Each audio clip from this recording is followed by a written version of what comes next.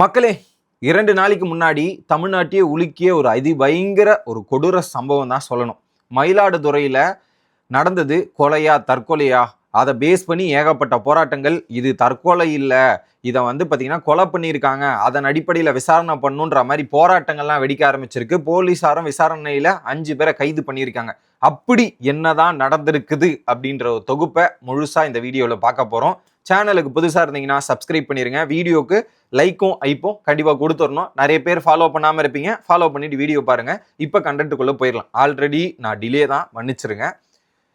மயிலாடுதுறையில் தரங்கம்பாடி பக்கத்தில் இருக்க புதுப்பாளையத்தை சேர்ந்த ஒரு நபர் தான் பார்த்திபன். அவருக்கு 19 வயசு, ஒரு கூலி தொழிலாளி. ஓகே, அவர் பார்த்தீங்கன்னா இந்த தலித் சமூகத்தை சேர்ந்த நபர். ஓகே, இன்னொரு அதுக்கு பக்கத்திலே இருக்கிற சாத்தன்குடி அப்படின்ற ஊர்ல சேர்ந்தவங்க பிரியதர்ஷினி, ஒரு 17 வயசு சிறுமி. ஓகே, அவங்க இப்பதான் 12வது முடிச்சுட்டு காலேஜ் போக போறாங்க அப்படின்ற ஒரு நிலைமையில இருந்துட்டு இருக்காங்க.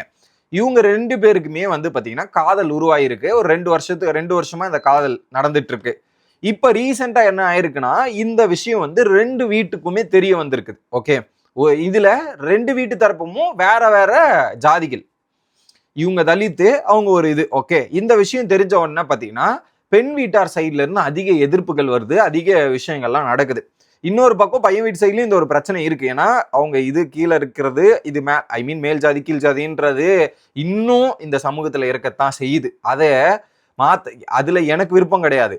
பல பேர் அதை மாறாம, அதனால எத்தனை கொலைகள் நடக்குது, எத்தனை விஷயங்கள் நடக்குது நம்மளே பாக்குறோம். இதுல இந்த ஒரு பிரச்சனை இருக்குது. ஓகே, என்ன பண்ணிருக்காங்க, உடனே பெண் வீட்டு சைட்ல இருந்து அந்த பையனை மிரட்டி இருக்காங்க. அதுலயும் குறிப்பா அவங்க ஜாதியை வச்சுமே அசிங்கப்படுத்திருக்காங்க. வெர்பலாவும் சரி, பிசிக்கலாவுமே சரி அடிச்சும் இருக்காங்க. இதுல வெர்பலாவும் அபியூஸ் பண்ணிருக்காங்க. இது நடந்த உடனே என்ன பண்ணிருக்கான், அந்த 19 வயசு பார்த்திபன்ற நபர் என்ன பண்ணிருக்காரு, பக்கத்துல இருக்க போரியூர் போலீஸ் ஸ்டேஷன்ல ஜூன் 29ஆம் தேதி போய் போலீஸ்ல கம்ப்ளைண்ட் கொடுக்குறாரு. ஸோ யாரு, இந்த பெண் வீட்டார் சைட்ல இருக்கிற அப்பா மேலையும் அங்க நடந்த இஷ்யூவை பேஸ் பண்ணி இந்த பையன் போய் கம்ப்ளைண்ட் கொடுக்குறான். கம்ப்ளைண்ட் கொடுத்து முடியுதா, இது முடிஞ்ச உடனே என்ன நடந்திருக்குது, மறுநாள் இவன் கம்ப்ளைண்ட் கொடுத்தது ஜூன் 29, மறுநாள் காலைல ஜூன் 30ஆம் தேதி இந்த பொண்ணோட அப்பா இருக்காரு இல்லையா, அவர் பேர் பாத்தீங்கன்னா லக்ஷ்மிகாந்தன். அவர் என்ன பண்றாரு, போலீஸ் ஸ்டேஷன் திரும்ப போயிட்டு என் பொண்ணை காணோம் அப்படின்ற பேர்ல கம்ப்ளைண்ட் கொடுக்குறாரு. பொண்ணை காணோன்றதுக்காக அவர் போய் கம்ப்ளைண்ட் கொடுக்குறாரு. ஸோ போலீஸார் என்ன பண்றாங்க, இது என்ன ஒரு இக்கட்டா இருக்கு, நேத்து அந்த பையன் அப்பா மேல கம்ப்ளைண்ட் கொடுத்துருக்கான், இன்னைக்கு அவர் பாத்தீங்கன்னா பொண்ணை காணோன்னு ஒரு கம்ப்ளைண்ட் கொடுக்குறாங்க, இது சம்திங் ஏதோ இஷ்யூவா இருக்குன்ற மாதிரி போலீஸாரும் தீவிரமா விசாரணை பண்றாங்க. அப்ப விசாரணை பண்ணும்போது பாத்தீங்கன்னா இந்த பையனுடைய நம்பர் இருக்கு இல்லையா, அந்த நம்பரை ட்ரேஸ் பண்ண ஆரம்பிக்கிறாங்க. சரி என்னதான் ஆயிருக்குன்னும் போது கான்டாக்ட் பண்றாங்க. அந்த நம்பர் தொடர்பு கொள்ள முடியல, அந்த நம்பர் ரீச் ஆக மாட்டேங்குது, எடுக்க மாட்டேங்கிறாங்க. அதுக்கப்புறம் அந்த நம்பர் இருக்கிற லொகேஷனை ட்ரேஸ் பண்ணுவோன்ற மாதிரி போலீஸார் ட்ரேஸ் பண்றாங்க. ட்ரேஸ் பண்ணும் போது பாத்தீங்கன்னா அங்க ஒரு அந்த சாத்தான்குடியிலேயே பாத்தீங்கன்னா அங்க ஒரு அம்மன் கோயில் இருக்கு. அந்த அம்மன் கோயிலுக்கு எதிர ஒரு டென்ட் கொட்டா இருக்கு, ஒரு கொட்டா. அந்த கொட்டான்ற இடத்துல பாத்தீங்கன்னா 2 பேருமே பாத்தீங்கன்னா தூக்குல தொங்க நிலைமையில இருக்கிறாங்க. அந்த விஷுவல்ஸை நிறைய பேர் பார்த்துருப்பீங்க, நானும் போடுறேன். அந்த விஷுவல்ஸை பார்த்தீங்கன்னாவே ரொம்ப ஒரு கஷ்டமா இருக்கு. அந்த மாதிரி ஒரு விஷுவல்ஸ். அந்த ஒரு கொட்டால 2 பேர் தூக்குல தொங்கின நிலைமையில இருக்கிறாங்க. இதை பார்த்தவொடனே ஏகப்பட்ட சந்தேகங்கள் அங்க இருக்கிற பொதுமக்களுக்கு வர ஆரம்பிக்குது, எல்லாருக்கும் வர. போலீஸ் என்ன பண்றாங்க, அதை எடுத்துட்டு போயிட்டு உடற்கூறு ஆய்வாக்கு கொடுத்துடுறாங்க. எங்க திருவாரூர் கவர்மெண்ட் மெடிக்கல் ஹாஸ்பிட்டல்ல கொடுத்துட்டு இதை வீடியோ ஃபுட்டேஜா ரெக்கார்ட் பண்ணுங்க, இதெல்லாம் பண்ணுங்க. இதை பார்த்த உடனே என்ன பண்ணியிருக்காங்க, தற்கொலை தான் இது அப்படின்ற மாதிரி போலீஸ் இனிஷியலா ஒரு முடிவு எடுக்கிறாங்க. ஏன்னா பையனும் கம்ப்ளைண்ட் கொடுத்துருக்கான், அப்பாவும் கம்ப்ளைண்ட் கொடுத்துருக்காருன்ற பார்க்கும்போது இந்த விஷயம் நடக்குது. இன்னொரு பக்கம் என்ன பண்றாங்க, இந்த விஷயம் கேள்விப்பட்ட பையன் வீட்டு தரப்பினர் இருக்காங்க இல்லையா, அவங்க இந்த விஷயம் கேட்டு இது ரொம்ப தற்கொலையா இருக்காது, கொலை செஞ்சிருக்கிறாங்க, 2 பேரும் லவ் பண்றாங்கன்னு தெரிஞ்சுதான் என் பையனை இந்த மாதிரி இப்படிலாம் அபியூஸும் பண்ணாங்க, இதெல்லாம் பண்ணாங்க. அதை கம்ப்ளைண்ட் பண்ணதுக்கு அப்புறம் மறுநாளே இது நடந்திருக்குன்னா இது கண்டிப்பா தற்கொலை கிடையாது, கொலை தான் அப்படின்ற அடிப்படையில இங்க பையன் வீட்டு சைட்ல இருந்து சில விஷயங்கள் நடக்குது, போராட்டம் பண்ண ஆரம்பிக்கிறாங்க, எல்லாமே தீவிரமாக ஆரம்பிக்குது. இன்னொரு பக்கம் பொண்ணு வீட்டு சைடோட வீட்டுக்கு போயிட்டு அங்க இருக்கிற வண்டிகள் அதை அந்த வீட்டுல எல்லாம் அடிச்சு நொறுக்கிருக்காங்க, கொலை பண்ணிட்டீங்களேன்ற ஆத்திரத்துல இங்க இருந்து போய் இந்த சம்பவங்கள்லாம் ஒரு பக்கம் பேரலா நடந்துட்டு இருக்கு. இன்னொரு பக்கம் இந்த விஷயத்த தெரிஞ்சதுக்கு அப்புறம் விசிகா சிபிஎம் கட்சிகள் பாத்தீங்கன்னா போராட்டத்துல ஈடுபடுறாங்க.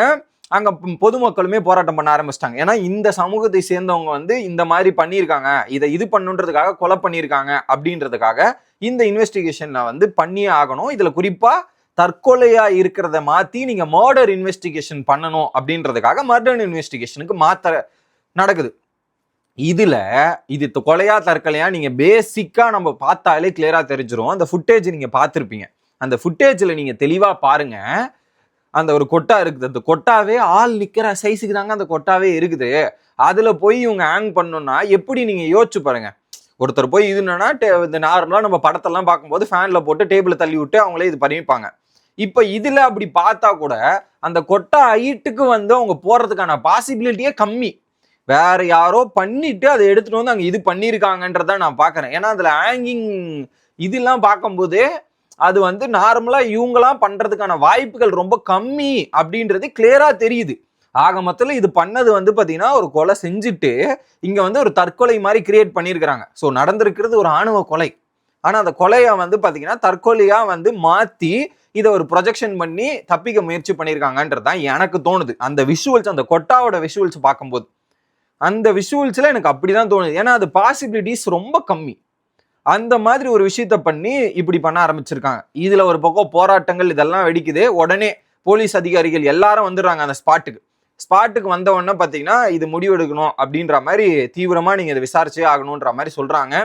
இதுல அவங்க அம்மா பேசுறதும் அவங்க அப்பா பேசுறதும் பார்க்க முடியல. பின்ன இருக்கிறது ஒரு பையன், அதை வந்து அவர் இல்லைன்னும் போது அதை எப்படி அக்செப்ட் பண்ண முடியும்? இது பர்ஃபெக்டா இதுக்கு முன்னாடி இதெல்லாம் நடந்ததுன்னும் போது அவங்களுக்கு ஒரு நீதி வேண்டும்ன்றது போராடுறதுல ஒரு நியாயமான கருத்தா தான் நான் பாக்குறேன். அடுத்து என்ன பண்றாங்க, போலீஸார் வந்து இது ஒரு இந்த அளவுக்கு போகுது, இதுக்கு நாம அரெஸ்ட் பண்ணி ஆகணும்ன்ற மாதிரி அந்த பொண்ணுடைய அப்பா லக்ஷ்மிகாந்தன் அவர் அரெஸ்ட் பண்றாங்க. கூடயே வந்து பாத்தீங்கன்னா மணிமாறன், வசந்தன், சூர்யா, இன்னொருத்தர். ஸோ டோட்டலா 5 பேரை அரெஸ்ட் பண்ணி அவங்கள வந்து ஜெயிலில் அடைச்சிருக்கிறாங்க. கடலூர் சென்ட்ரல் பிரஷன் அந்த ஒரு சிறைசாலையில் வந்து அடைச்சி அவங்கள வந்து நீதிமன்ற காவலில் வச்சிருக்கிறாங்க. அடுத்து விசாரணையை நடத்த போறாங்க அப்படின்றது தான். இதுக்கு மெயினா இது வந்து தற்கொலையா கொலையா அப்படின்றத வந்து பாத்தீங்கன்னா இந்த போஸ்ட்மார்ட்டம் ரிப்போர்ட் தான் கரெக்டா சொல்ல போகுது. அந்த போஸ்ட்மார்ட்டமோட ரிப்போர்ட்ல தான் அடுத்து இந்த கேஸ் எந்த ரீதியில டிராவல் ஆக போகுது அப்படின்றது இருக்க போகுது.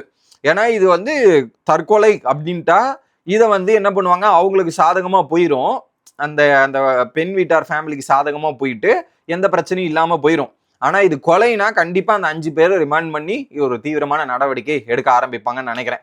இதுல எனக்கு என்ன புரியலன்னா, இங்க நாடு எங்கெங்கயோ வளர்ந்துகிட்டு போகுது, ஏஐல இருந்து எல்லாமே வளர்ச்சி இருக்கு. ஆனா இன்னும் இந்த தமிழ்நாட்டுல இந்த ஜாதி மதம் இதனால நடக்கிற கொலைகளோ, இதனால நடக்கிற இந்த ஒருத்தன் ஜாதி விட்டு ஜாதி கல்யாணம் பண்ணிட்டான், இல்ல மதம் விட்டு மதம் கல்யாணம் பண்ணிட்டா, இதை கொல்றதுக்கும் அந்த சொந்த பொண்ணா இருக்கட்டும் பையனா இருக்கட்டும் எல்லாத்தையும் கொலை பண்றதுக்கு துணிஞ்சவங்க நிறைய பேர் இருக்காங்க மக்களே. இந்த மனப்பான்மை எப்ப மாறுனே தெரியல. அதனால அவங்களுக்கு என்ன சந்தோஷம் கிடைக்குதுன்னு தெரியல. எப்பா நீங்க கொலை பண்றது உங்க பையன்பா, நீங்க இது பண்றது உங்க பொண்ணுப்பா, இது ஒரு பையனுடைய உயிரை இதை விட இந்த ஜாதியும் மதமும் எந்த விதத்துல பெருசா தெரியுதுன்னு எனக்கு தெரியல. சீரியஸா எனக்கு தெரியல. எது மாறினாலும் சரி இந்த ஒரு விஷயம் மட்டும் இன்னும் மாறாம இருக்கிறது ஒரு பெரிய கொடூரமா தான் நான் பாக்குறேன். இது எப்பதான் இது அந்த அந்த மனப்பான்மை எப்பதான் இவங்களுக்கு வந்து சேரும் அப்படின்றது தெரியல. ஏங்க ஒரு உயிரை விட இது என்னங்க பெருசா இருக்க போகுது? அவங்க சந்தோஷமா வாழ்ந்துட்டு போட்டோமே, இதுல என்ன பிரச்சனை இருக்கு? நீங்க உங்களுக்கு உங்க ஜாதியிலேயே கல்யாணம் பண்ணதான் அவன் சந்தோஷமா வாழ்வானா? அவனுக்கு பிடிச்சவனை கல்யாணம் பண்றது தான் சந்தோஷமான வாழ்க்கை. அந்த சந்தோஷமான வாழ்க்கையை கொடுக்கறதுக்கு பேரண்ட்ஸ் முன் வர மாட்டேங்கிறாங்கன்றது தான் பெரிய வருத்தமே. அதுல அந்த வாழ்க்கையை விட அவங்களுடைய மானம் மரியாதை ஜாதி விட்டு ஜலியங்களை என்ன பண்ணா அசிங்கமா போச்சுன்றது மட்டும் அவங்களுக்கு பெருந்தன்மையா தெரியுது. ஆனா இப்படியாப்பட்ட நபர்கள் தான் என்ன பண்ணுவாங்கன்னா, அவங்களுக்கு ஒரு எமர்ஜென்சிக்கு ஒரு ரத்தம் தேவை, இதெல்லாம் தேவைன்னா மட்டும் அது என்ன ரத்தம்னு பார்க்காம கூட வந்து அது ஜாதி, அப்ப அந்த ஜாதி மதம் இதெல்லாம் தெரியாது. அவங்க உயிர் முக்கியம். அந்த டைம்ல அவங்களுக்கு அவங்க உயிர் முக்கியம். ஆனா மத்த டைம்ல வந்து பாத்தீங்கன்னா மத்தவங்களோட உயிர்லாம் முக்கியமா தெரியும். அப்ப வந்து அவங்களுடைய மானம் மரியாதை முக்கியமா தெரியும். என்னடா இது அப்படின்ற மாதிரி தான் இருக்கு. ஸோ இது முழுக்க இதை வந்து ஒரு சதி செய்யப்பட்டு அந்த உண்மைகளை மறைக்கும் வகையில் தான் இருக்கிறது. பார்ப்போம் போஸ்ட்மார்டம் ரிப்போர்ட் எப்படி வரும், அது எந்த சாதகமா இருக்க போகுது அப்படின்றத பொறுத்திருந்து தான் பார்க்கணும். இந்த விஷுவல்ஸை பார்த்தோன்னே உங்களுக்கு என்ன தோணுது? இது தற்கொலையா தோணுதா கொலையா தோணுதா அப்படின்றத கமெண்ட் செக்ஷன்ல போடுங்க. மீண்டும் இன்னொரு வீடியோவில் வந்து சந்திக்கிறேன். Bye guys.